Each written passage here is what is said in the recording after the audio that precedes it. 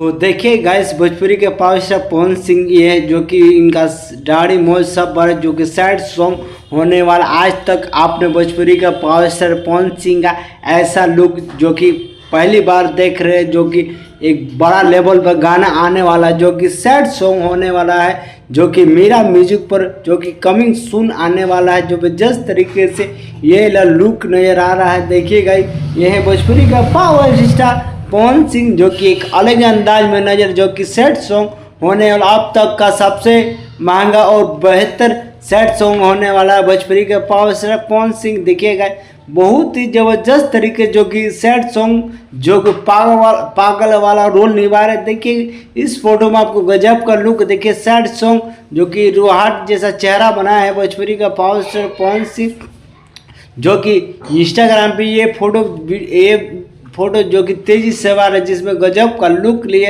देखिए सिंपल सा पहने, गोर में चप्पल पहने और बगल में शंकर जी का मूर्ति है, जो कि सैड सॉन्ग जो कि मंदिर के सामने कुछ मांग रहे हैं, भिखारी वाला रोल लिए हैं। अब तक का महंगा तो महंगा भोजपुरी के पावर स्टार पवन सिंह जो कि अलग अंदाज में नजर आ रहे हैं।